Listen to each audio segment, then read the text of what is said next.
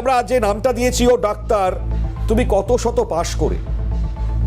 দেখুন, পাস তো তিনি করেছেন, কিন্তু ডাক্তারই নয়। এই যে ডাক্তার যার নাম সামনে আসছে, আমি একটুখানি বলি, সুভাষচন্দ্র মণ্ডল, তিনি পরিষেবা দিচ্ছেন 28টি বছর ধরে গ্রামে, এই বাসন্তীর গ্রামটাতে। এবং তিনি বিএ ইংলিশ অনার্স এবং এরপর এমএ। বুঝতে পাচ্ছেন আমি যেটা বলছিলাম? ডাক্তারি হয়তো ডিগ্রি নেই, কিন্তু তার ডিগ্রিটা ভাবুন, বিএ ইংরেজিতে অনার্স এবং এমএ। এটা আমরা কোথা থেকে বুঝতে পাচ্ছি? দেখুন, এখানে যেটা প্যাড দেখতে পাচ্ছি ডাক্তারের, এবং সেই জায়গায় ডক্টর সুভাষ আমরা দেখতে পাচ্ছি, general physician, 28 years experience, BA English honours MA. আমি কেন থামলাম বলুন তো, কিছুক্ষণ চুপ হয়ে থাকলাম বলুন তো? কারণ এটা একটা এমন বৃহত্তর আর্থসামাজিক প্রেক্ষাপট। এই যে আমি শুরুটা করলাম দুর্নীতি দিয়ে, আজকে তার যে ডিগ্রিটা অ্যাকচুয়ালি রয়েছে, তিনি খুব স্বাভাবিকভাবে স্কুলের চাকরি করতেই পারতেন।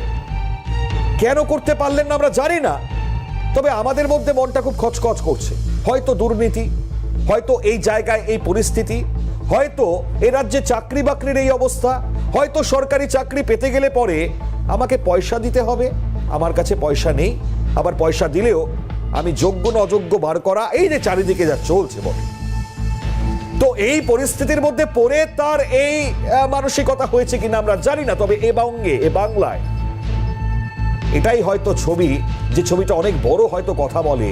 কিন্তু এই সুভাষ বাবু, তার দুটো ছবি এই মুহূর্তে দেখতে পাচ্ছি আমরা। ডক্টর সুভাষ যেটা দেখাচ্ছিলাম আমরা, এখানে তিনি প্রথম দিকে এই লেটার হেড যেটা রয়েছে সেটাতে তিনি ওষুধ লিখতেন।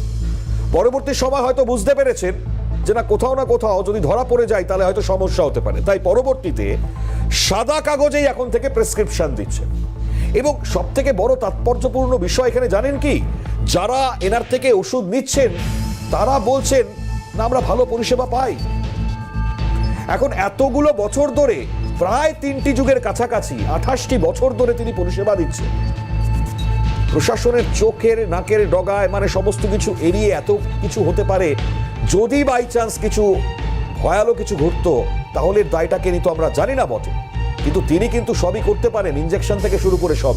যাই হোক, আমরা এই মুহূর্তে দেখাবার চেষ্টা করবো, ইনফ্যাক্ট শোনাবারও চেষ্টা করব যারা রোগীরা তার কাছে আসেন পরিষেবা পাওয়ার জন্য, কি বলছেন শুনুন। এখানে দেখায়, ডাক্তার ভালো পরিষেবা দেয়? হ্যাঁ, আমাদের সব বাচ্চারা সব এখানে দেখে। ভালো চিকিৎসা করে? হ্যাঁ। কত বছর ধরে তাও চিকিৎসা করাচ্ছে? তাও 10-15 বছর। এই ইংলিশ অনার্স এমএ টেক্সনে লেখা রয়েছে, কিছু জানেন? ওই বাচ্চাটা এনাদের ঘরে হচ্ছে। আর যিনি চিকিৎসক হিসেবে এখানে চিকিৎসা দিচ্ছেন পরিষেবা, একটু দেখাই তারও ছবি। দেখুন, তিনি পরিষেবা কিন্তু দিচ্ছেন 28টি বছর ধরে। এটা কিন্তু কোনো হাস্যকর বিষয় নয়। 28টা বছর ধরে ঠিক এভাবে পরিষেবা দিচ্ছেন, প্রত্যেকে পরিষেবা পাচ্ছেন। কিন্তু প্রশ্নটা অত্যন্ত বড় গভীর প্রশ্নের জায়গা। কারণ একদিকে তো তার ডাক্তারের ডিগ্রি নেই, কিন্তু তার যে ডিগ্রিটা আছে সেই ডিগ্রিটাও এমন কিছু নয় যে অত্যাধিক কম, তাকে ছোট করা হবে। আমি এটা শোনাই, তিনিও প্রতিক্রিয়া দিয়েছেন, তার কি বক্তব্য শুনি আমরা, শুনুন। 30 বছর উপরে, 18 বছর অনেক আগের প্যাডটা ছিল আর কি, বুঝলেন তো, আর প্যাড ছাপায়নি। কিন্তু ওরা দেওয়া যায় না, যেটা বলছেন না, ডিগ্রি লেখাটা উচিত না। আমি একজন গ্রাম প্র্যাকটিস করি, বলুন তো। কিন্তু আপনার যে টেক্সনে লেখা আছে যে বিএ ইংলিশ অনার্স এমএ, 28 বছর। যাই হোক, 28 বছর অনেক আগে প্যাডটা, বছর 3-4 আগে এটা ছিল, বলুন তো, প্যাডটা করেছিলাম, বাই মিস্টেক হয়ে গেছে, কিভাবে করে ফেলেছি। না, অনেকে বিএসসি এমবিবিএস লেখে, হ্যাঁ, যে ডাক্তার প্র্যাকটিস করে, অনেকে কোয়াক ডাক্তাররা অনেকে তো লেখে, এটা ঠিক, সায়েন্স ছাড়া হয় না। গ্রামে প্র্যাকটিস করি, তাহলে কি আমরা অসুবিধার কোথায়? কিন্তু এইভাবে যে চিকিৎসা করছেন, কোন রকম বড় দুর্ঘটনা ঘটে গেলে তার দায়ী কে? না, যেগুলো কখনো ঘটেনি আর কি, কোনো ঘটায়নি। না না, এটা বেআইনি হয়েছে, এটা আর লেখা হবে না। যত প্র্যাকটিস করবে তত পারফেক্ট পরিণত হবে যে কোনো ক্ষেত্রে। আপনারা দেখুন, তো তিনি কিন্তু সেই কথাটাই বলছেন। তো যাই হোক, তার সঙ্গে অনেকগুলো বললেন বটে, কিন্তু এটা কি সত্যিই করা যায়? আমারও প্রশ্ন, যিনি ডাক্তার বলছেন নিজেকে, একজন কোয়াক ডাক্তার হতে গেলে পরেও তার একটা নিয়মাবলী থাকে, জেনারেল ফিজিশিয়ান হতে গেলেও একটা নিয়মাবলী থাকে। এরপর তো আমি ছেড়ে দিলাম, আরও ডিগ্রিধারীরা তাদের প্রত্যেকের কি স্পেসিফিকেশনই সেই জায়গায় তারা তাদের অ্যাচিভমেন্টকে নিয়ে গেলে পরে কোন কোন ডাক্তার ক্ষেত্রটা তিনি বাঁচতে পারেন। তো যাই হোক, চিকিৎসক মহলকেও আমরা প্রশ্ন করেছিলাম এই ছবিটা দেখিয়ে এবং বলেছিলাম যে কি বলবেন, এই হচ্ছে অবস্থা। শুনবো আমরা চিকিৎসক অরিন্দম বিশ্বাস কি প্রতিক্রিয়া দিয়েছেন, শুনুন।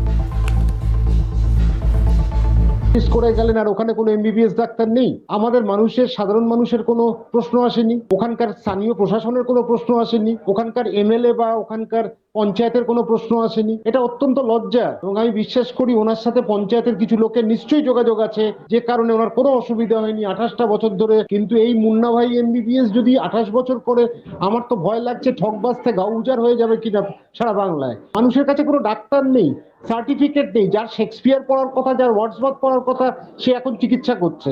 এটাই সব থেকে দুঃখের বিষয়। আমার বক্তব্য, সরকারে এটা কোন দপ্তর, স্বাস্থ্য দপ্তরের কারা যারা এই ট্রান্সফার পলিসিটাকে হ্যান্ডেল করে, তাদেরকে ধরে আনা হোক, তাদের বিরুদ্ধে সিবিআই। দেখুন, ভয় পাচ্ছেন চিকিৎসক অরিন্দম বিশ্বাসও, ঠকবাজদের গা উজাড় না হয়ে যায়। কি করে এত কিছু পার করে তিনি 28টা বছর ধরে চিকিৎসা পরিষেবা দিলেন।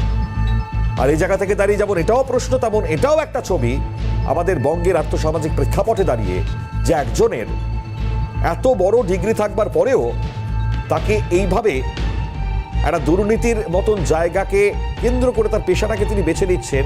তিনি দেখাচ্ছেন যে চিকিৎসক, কিন্তু তিনি নন। আজকে এটা একটা বড় প্রশ্নের জায়গা তুলে দিল হয়তো এই ছবিটা। চলুন